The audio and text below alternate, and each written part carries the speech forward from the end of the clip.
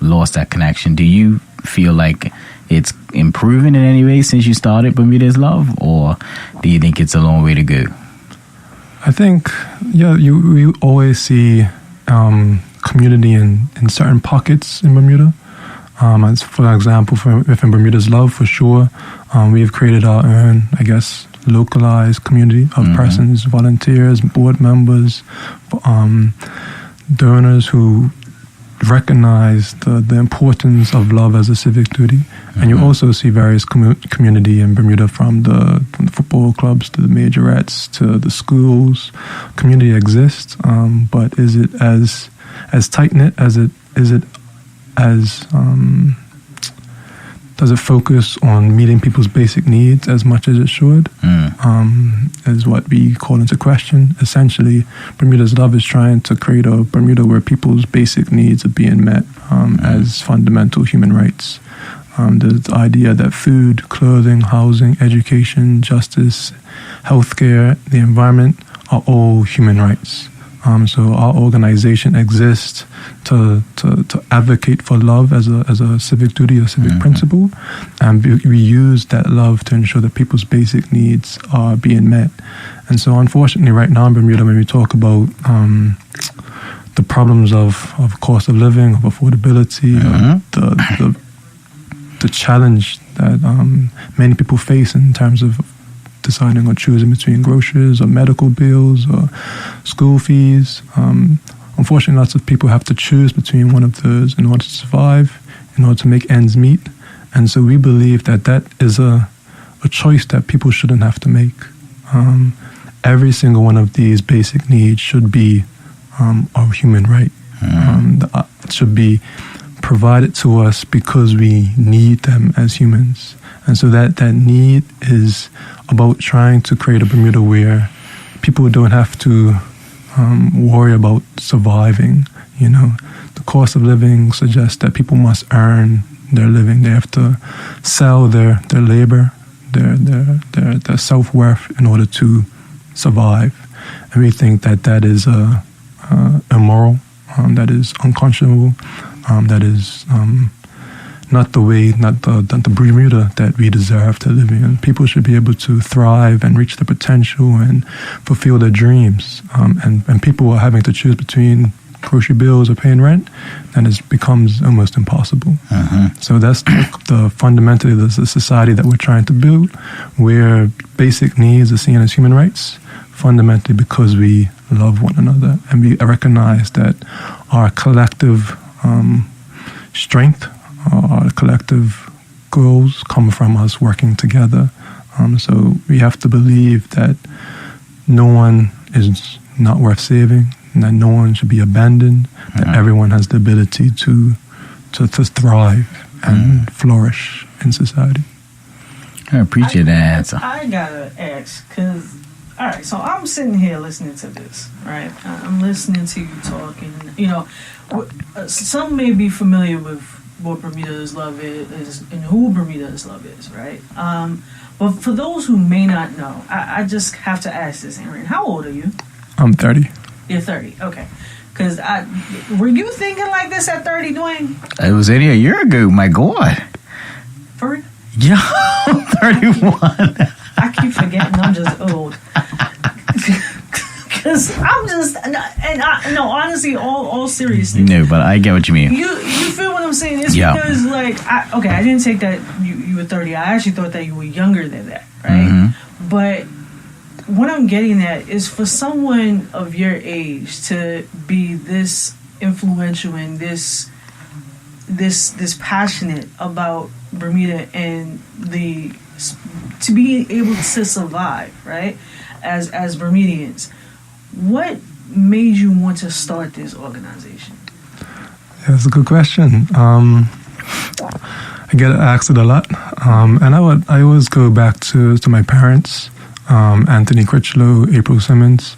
My father's probably one of the most selfless persons I know, and my mother probably loves me more than anyone I know. And so because of that, I think that foundation really set me up to believe in humanity, believe in human potential, that we can all achieve our dreams. We all deserve to reach our potential fundamentally. And so it kind of really starts from that belief that humans deserve everything, that humans deserve to really reach for the stars, dream, and achieve their dreams. And for me, the only way that we can, or the starting point in order to get there, is to ensure that people can survive. The basic needs must be met in order for people to do anything, whether it be art, science, culture, math, IB, whatever it is, tourism. People's basic needs need to be met in order for us to even talk about, what it really means to be human. And so that's, for me, that is what drives me in essence is. And I believe that all of that together, love becomes both the means and the end to that world where we recognize our humanity in each other. And because of that, we ensure that people's basic needs are met, and we ensure that people have the opportunity to reach their potential.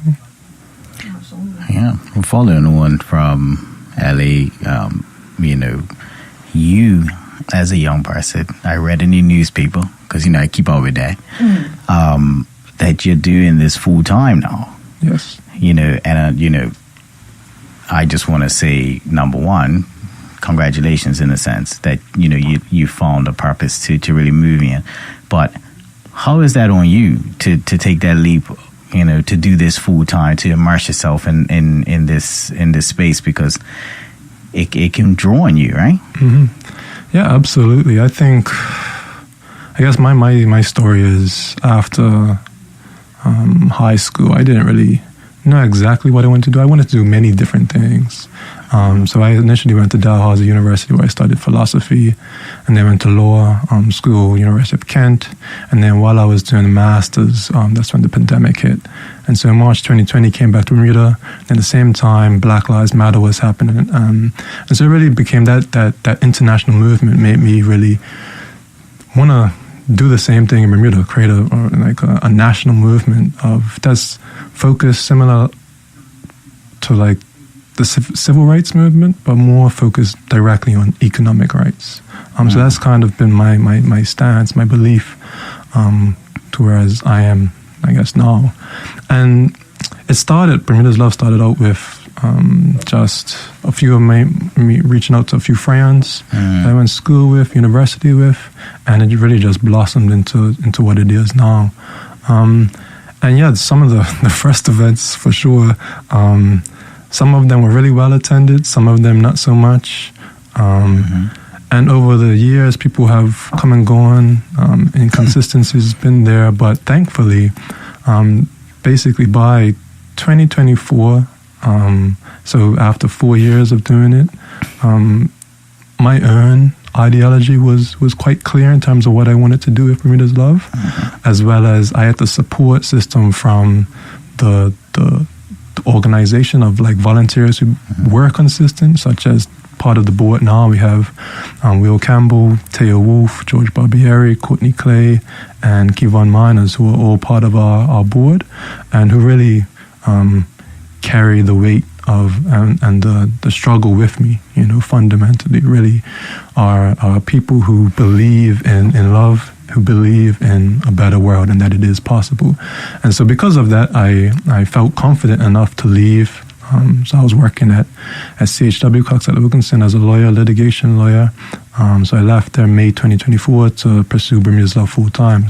So we set that up as a charity come September 2024, so that we could fundraise, so that we can do more, provide direct needs to the community. So initially, Bermuda Is Love has started out with like trash cleanups, monthly blood drives, clothing drives, free clothing giveaways, volunteering different feeding associations, volunteering different housing associations. Once I became employed, yes. we were able to start our scholarship program. Once I got called to the bar, we was able to start free legal advice clinics, which we do monthly. It just really become expanding ever since then. And so now the burnout or the challenges of capacity is still, ever present.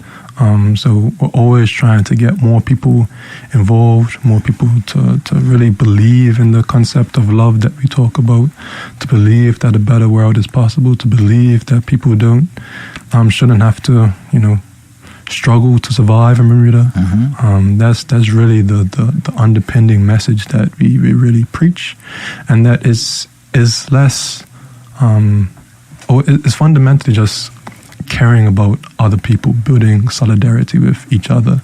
That's what all the events of Bermuda's Love aim to do, as all of the programs aim to do, whether it be the free legal advice clinics, whether it be those breakfast programs, the community gardens, the scholarship program.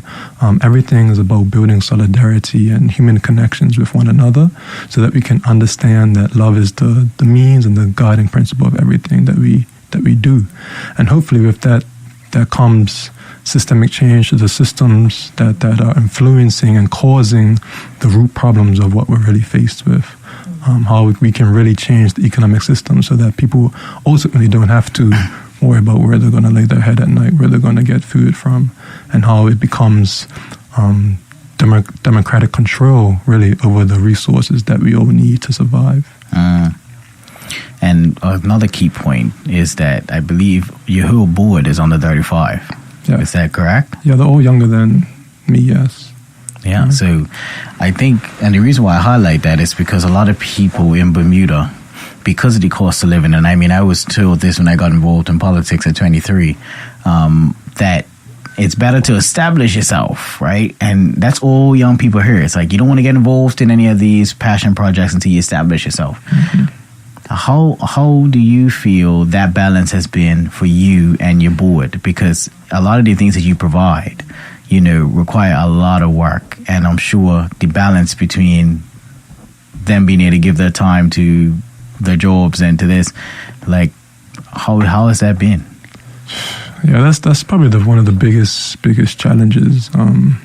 Everybody's time is just so precious, so sacred nowadays, where if you don't work, you're not going to have any place to sleep, right? So that's a ever-present concern from every person living in Bermuda right now. But when it comes to young people in particular, I kind of had that belief as well. So I didn't start Bermuda's Love until I knew that I had completed all of my university. Mm-hmm. So I started Bermuda's Love at 24 because I had thought, that I needed to be present in Bermuda continuously in order to build something sustainable. But I believe that now that anything you do that is about helping another person makes a world of difference. Mm-hmm. And I think growing up, there weren't, like me and you doing you're 31, I'm 30. Yep. So we're the same generation. And so there weren't too many people above our age group as far as, I could tell growing up, that, believed in, social justice or helping out in the community from a grassroots kind of level. But nowadays, I find that there are very many other youth-led organizations in Bermuda that give me great inspiration, hope, that is not just Bermuda's Love, it's not just me, it's not just Aaron Critchlow. We have lots of Dwayne Robinsons running around, we have lots of Aaron Critchlows running around today right now. Yes. And so it's really beautiful that we have, Bermuda Youth Connect, Future Leaders, we have long-term learning, we have all the various high school groups that are all dedicated to advocating for a better Bermuda, a better world, collectively, which is the most impressive thing. It's not just individuals, but is fundamentally about these groups of people coming together to make change collectively. And right now, I think this is the most beautiful time in Bermuda, where young people are taking the lead in terms of really wanting to put their foot out to say this is wrong.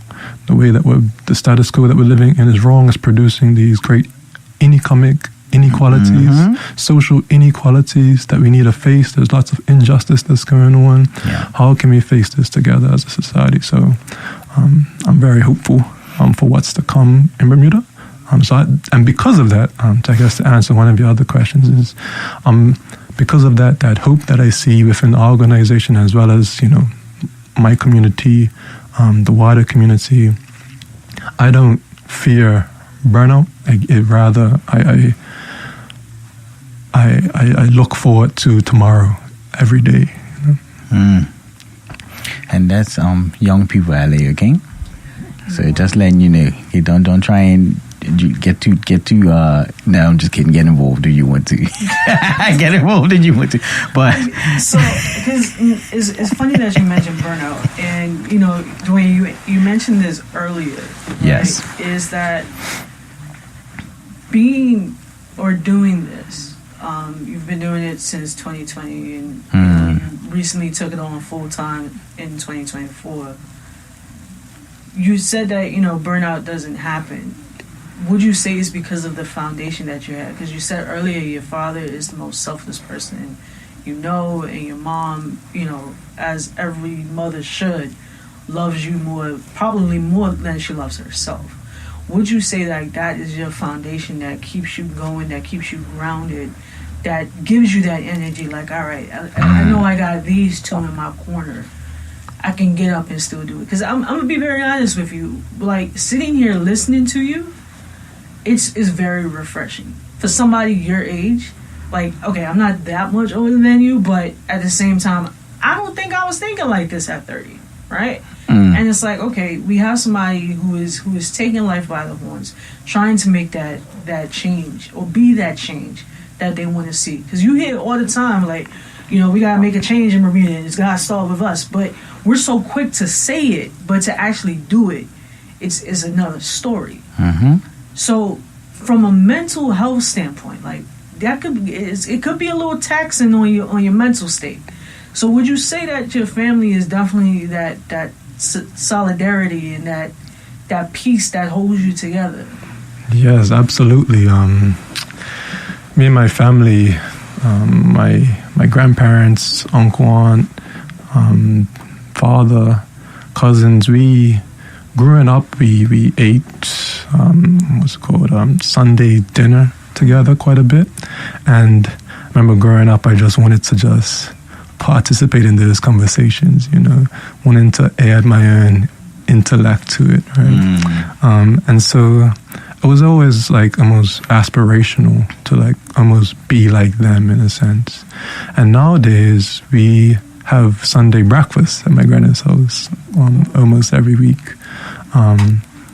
And there they support. They didn't at the beginning. It wasn't like Bermuda Is Love. Woo, we love what you're doing, and they certainly weren't like woo for leaving my job. But the support has always been there. They've always believed in me. And because of that, I guess that partly gives me the strength to say, even if I fail, I have them, I'll still be loved for who I am in their eyes, And so that's, in a way, is kind of that same type of philosophy that I guess I live by today for all of Bermuda, that we have to believe in each other, that no matter what our successes or failures are, we do them together as a collective nation, So for example, poverty or homelessness, these aren't individual faults. They are faults of the collective. They represent problems within the system, And so that's type of like family that talks. That's essentially, I guess, what I've taken from my family, is that the strength of the family isn't in one person, but it's in all of us coming together to eat together, to laugh together, to cry together. And growing up, I guess that really became, I guess, explicitly like who I am and what we're trying to do with Bermuda Is Love. Thank you for that answer. We'll probably take our first break and come back and discuss a bit about the Bermuda Is Love structure and your goals for 2026.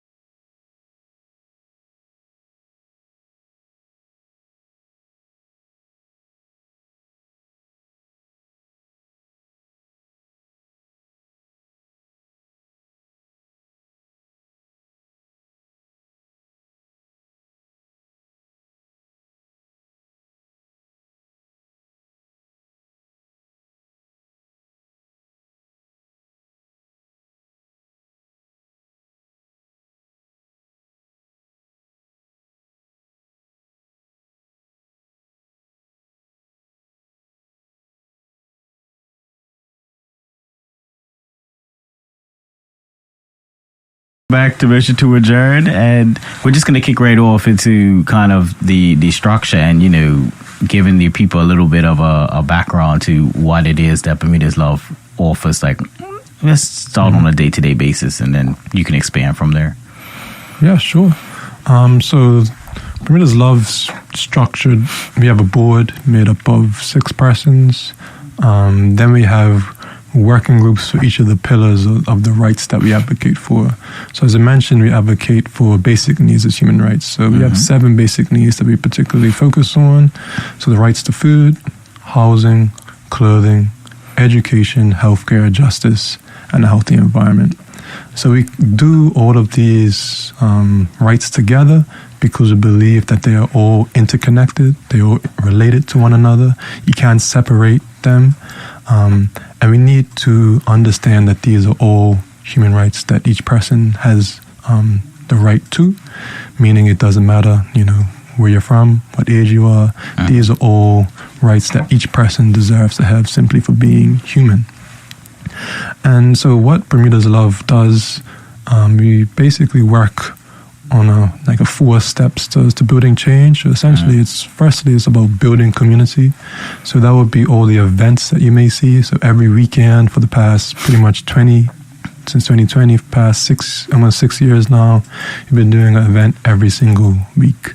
And then this next step is about trying to raise awareness about the issues that we think are relevant to Bermuda. So when it comes to food, the right to food is food insecurity, food sovereignty. What does that really look like? How can Bermudians have access to nutritious, healthy food? When it comes to healthcare, how can we ensure that there is preventative healthcare out there that is accessible to all? When it comes to housing, how can we see or understand housing as not a commodity, not a way to as an economic investment, but a way in which people just simply have a place to call home, right? When it comes to justice, how can we ensure that there's accessible justice for all of us? It shouldn't matter, how much money is in your pocket. Person's justice is a human right. So that's kind of the basic premise that we have in terms of raising awareness, and we do that through the various campaigns that you may have seen through the Royal Gazette, through our social media, raising awareness about the specific issues, the topics within these various different pillars. And the third step is meeting people's basic needs directly. So that means, when it comes to food, for example, we have our Elliott Primary Breakfast program. We provide meals to all the children at Elliott Monday, Tuesday, and Wednesday, healthy as possible as we can get the children to eat. Yes. Monday, Tuesday, and Wednesday, and so that's all about building collective solidarity as a school, as students. They feed each other, they look out after each other. So it's about firstly meeting students nutritional meal need in the morning, as well as providing opportunity for different ages to interact with each other, for the school to develop a common sense of solidarity within the school population. And then once meeting basic needs, then we talk about advocating for systemic change. So that looks like advocating for policies, for regulations, for laws that provide security, that look after the most vulnerable populations. So some of the work that we're doing right now is primarily focused around housing and the plan to end homelessness, and how we can really ensure that homeless persons or persons threatened by homelessness, threatened with evictions, threatened with being made redundant, whatever it may be, have an opportunity to always have a place to call home, and ensuring that there are duties, rights, responsibilities embedded within the system that ensures that people can always have a place to turn to for when they have an issue, so that no one ever basically feels abandoned or left alone, where the problem of homelessness gets reduced to some individual problem. Whether people say it's unemployment, this is an individual failure, it's a failure of the system again. So how can we build systems, change laws, legislation to ensure that the problems that we're facing today are no more? So that's kind of the long picture of Bermuda's Love, or the structure of how we see change and how we work. And so for each of the pillars, as I mentioned, we have working groups for each of them that are all, currently we have about 30 members within these, that is spread out across these 7 pillars, that are all about advocating for or creating events, creating opportunities for like-minded individuals to come together, raising awareness, as I mentioned, about the issues that are being affected, creating programs that are consistent, whether it be monthly or daily or weekly, building collective consciousness around the problems, and then fundamentally trying to meet people's basic needs so that persons in Bermuda don't have to worry about surviving, and we can start moving to conversations about what it really means to flourish in Bermuda. So that's the overview of how the organization works. I guess just to be further, summarize, when it comes to food, we have the breakfast program at Elliott Primary School. There's the main food program. When it comes to housing, we have various housing workshops when it comes to landlord and tenant rights and responsibilities. So we educate the public, the community, on what landlord's rights are, what tenant rights are, where you can turn to for help. When it comes to clothing, we have clothing drives and free clothing giveaways where we receive clothing from the public and then distribute it to the community. I'm hoping to address consumerism as well as fast fashion. When it comes to education, we have a scholarship program where we provide about $10,000 every year. We've been doing that for the past 4 years, so giving $40,000 right now, just out of pocket from the organization. I'm helping students, university students get to university. And we see higher education as a human right as well. And then we also have after-school clubs as well at different primary schools where we talk to the children about what love means, about what kindness means, what empathy means, and how we can cultivate, love within one another. That love is a responsibility that I have, that you have, and so meeting people's basic needs is a collective pursuit, right? So that's what we do with after-school clubs. When it comes to healthcare, we have do monthly blood drives where we encourage persons to donate blood with us. Every blood donation has the potential to save up to 3 lives. So we're always trying to create a community aspect where it's a community coming together to look after the community, right? And then when it comes to justice, so we have free legal advice clinics every month, but we also have a law firm called Bermuda Is Love Legal Services where we both represent and give advice on specifically landlord and tenant matters, as well as family law disputes. So there's a lot of work around access to justice and how we can basically democratize law in Bermuda in general. Lots of people feel that the law is very cost prohibitive, as well as just something that is mystifying to them. We put lawyers in Bermuda on such a pedestal that we sometimes feel that they're above normal people, but really it shouldn't be that difficult to really get legal advice when it concerns the laws concern every single person. You know, they are created by us, essentially, is how laws should function in practice. And then the last one is the environment, where we have garden clubs at various, or at Elliott Primary in particular, but we also have a community garden, or a gardens at the T and Tatum Community Garden, where we invite persons to come grow vegetables, fruits with us, and how we can really develop our understanding of collective food security in Bermuda, and how we can transform our small island into a truly, sovereign nation that is able to have the food resources it needs to feed every single one of us. So that's a lot of the practical areas practical steps Bermuda's Love takes to ensure that people's basic needs are being met. And we're always, trying to work with other organizations. There's pretty much every single organization charity in particular, that we strive to work together, as well as various schools, always working together with schools and other community organizations to build that collective of that movement that is Bermuda Is Love. And then in terms of events, you can find us on social media on Bermuda Is Love, or just our website, bermudaslove.com, and you'll see all the different events that we have got going on each month, each week, every day, and it's all publicly accessible. There are nothing you need to pay to come to any event. We accept all persons. Lots of people often think that Bermuda Is Love is solely a young person's organization, but that's not true. Bermuda Is Love is open to every single person in Bermuda. Where do you go, Ellie? Dang, how born India? Exactly. So yeah.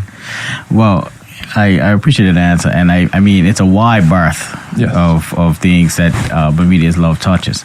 But from your perspective, do you have, when you wake up, let's say you just pop up, your eyes open, it's a burning issue right there for you. Which one of those branches would be your bugbear? This is something I want before I retire. I want this fixed.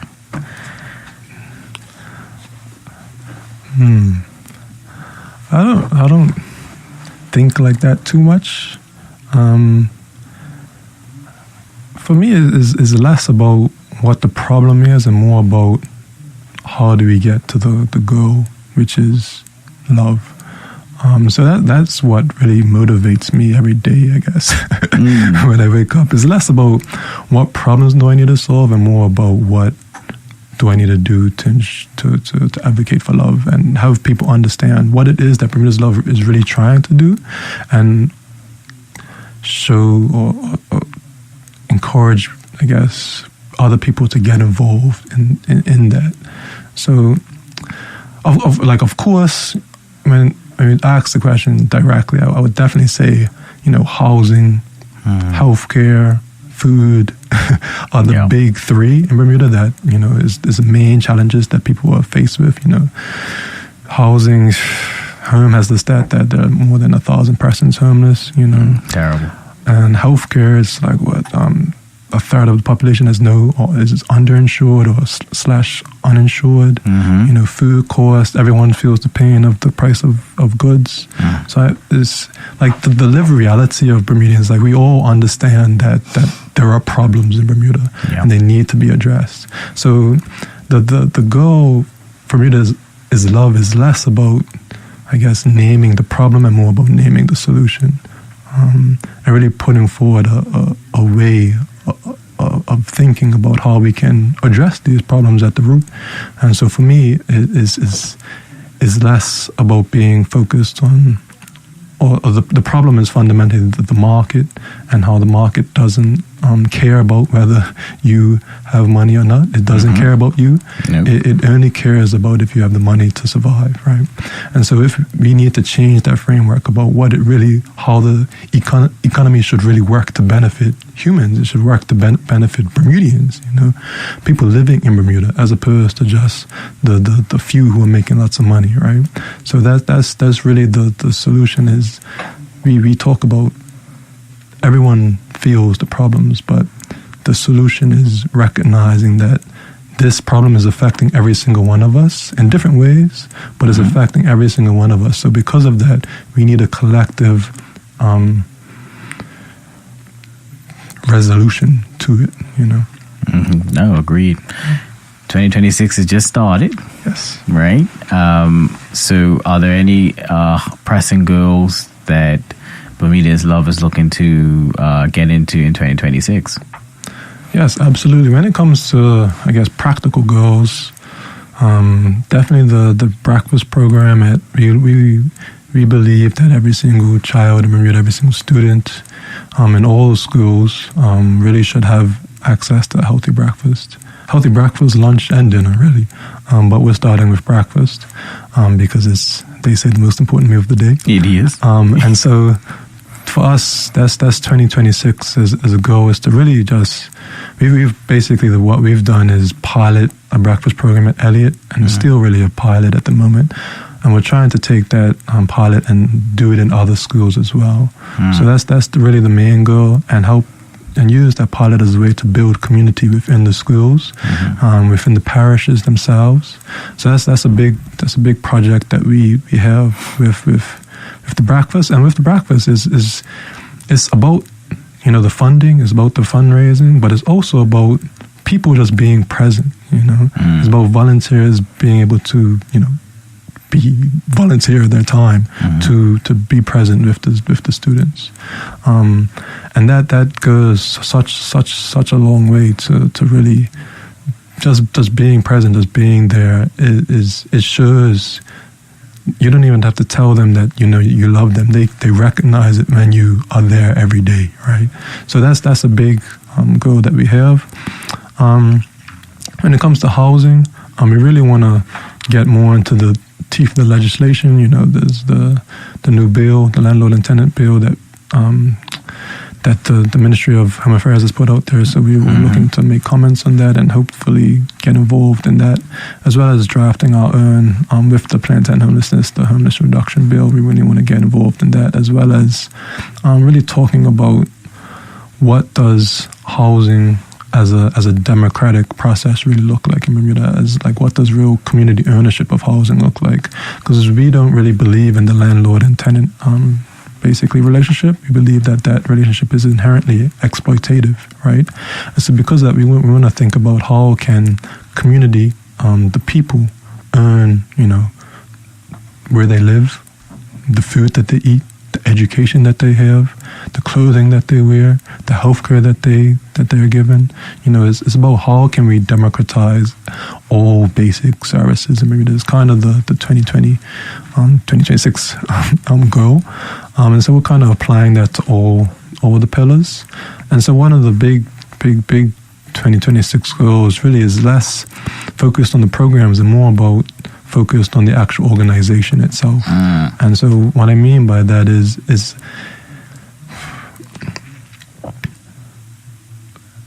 most times we believe in cultivating leadership, which is very important, but what we also need to cultivate is shared leadership and shared responsibility.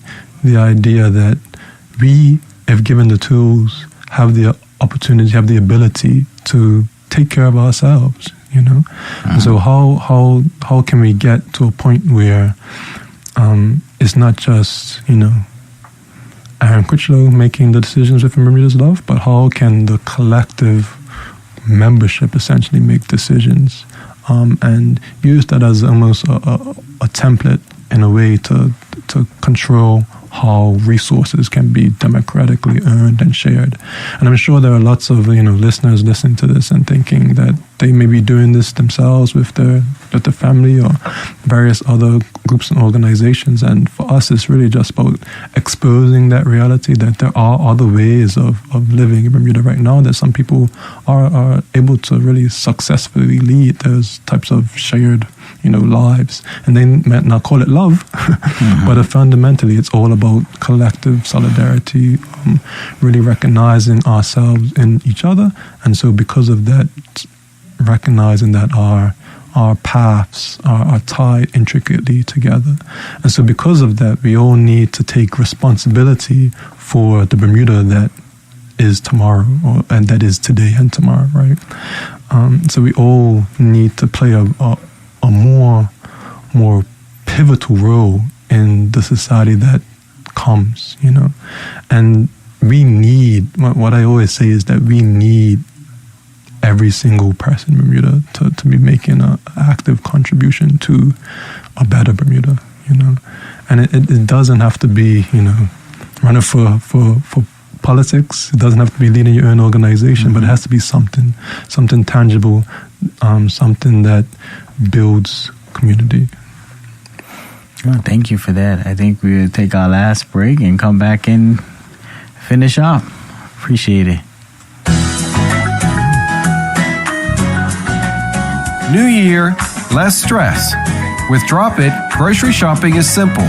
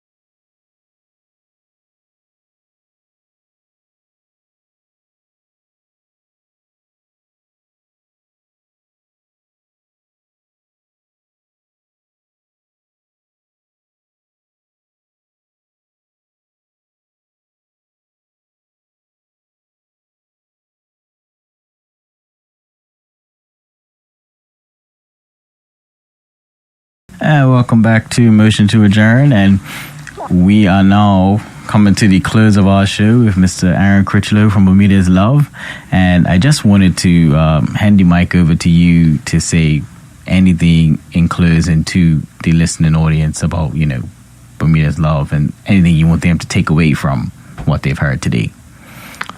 Yeah, sure. And yeah, I believe that love is the most sustainable way to really create a movement that has people at its heart. So again, I love is for Bermuda's love is a revolutionary force, culturally, politically, economically. We believe that love should be the guiding principle of all decisions or choices that govern society. So any economic decision, any cultural, political, social, environmental decision should have love at its forefront, as the principle. And so if love, my belief is if it's not guided by love, then it essentially is oppression in some mask, right? So love is that is almost everything that we can hope to aspire to, right? And it's not perfect. We're never going to be able to achieve it and then just say, yeah, we've created a loving society. That's the end. Love is a process. It's a daily act that we all having to make and actively make choices towards, right? So it's something that we all need to work on collectively every single day. So it's not going to just be achieved by the time that 2050 or 2100 is an act that's continuous for forever almost. And so because of that, we need to understand that because it's a process, it's a gradual climb. It's not a immediate shift where tomorrow we're going to see love and everything's going to be wonderful and beautiful. And it's not naivety as well. Sometimes people hear the word love and they just think romance or they think, sentimentality.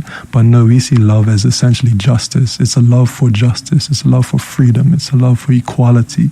That is the love that we talk about. So that's really the main point that I always want to drive home, is that Bermuda's Love is fundamentally concerned with creating a Bermuda where we all recognize and act on our duty to love each other as humans, and so that love then manifests itself in ensuring that people's basic needs are being met.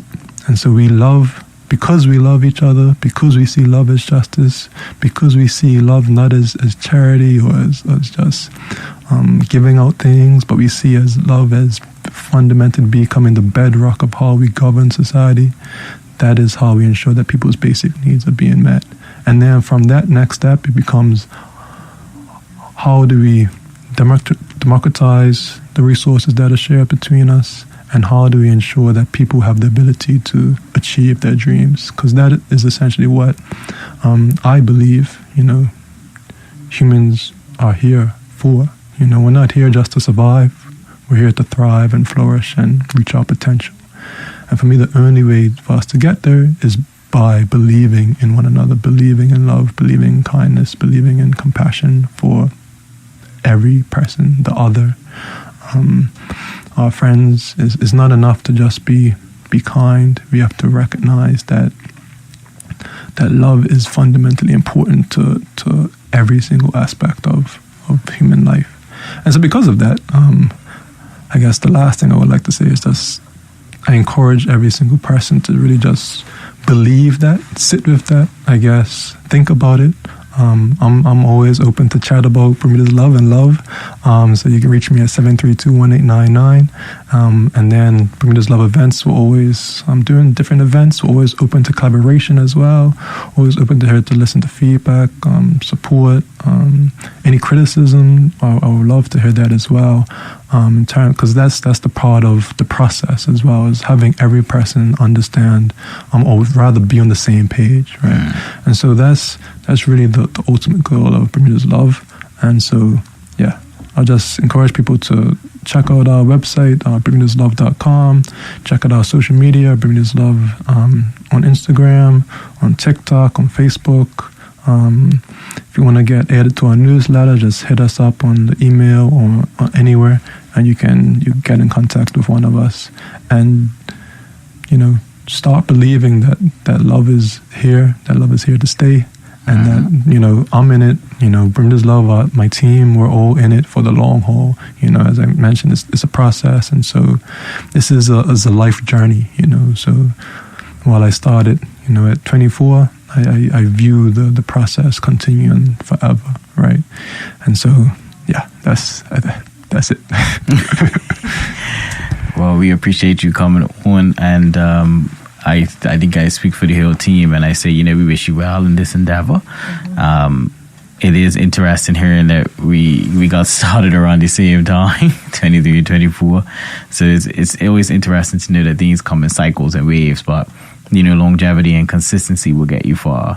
So we hope that you who were listening and the audience that were listening really enjoyed that conversation, and that you feel compelled to reach out to Bermuda Is Love and maybe lend some time, and also lend some of your support so that they can continue to expand and tackle what they're trying to do. And we hope to have you back, or one of your team members back, to give us, another update, maybe mid-year or something like that, to see how you guys have gotten along and whether or not we can support you. So, any last words from you, LA? Absolutely not. Like you said earlier, we can retire. The future's in good hands. We can go ahead and retire. Future's in our hands. That's right. well, it might be a little too late for me.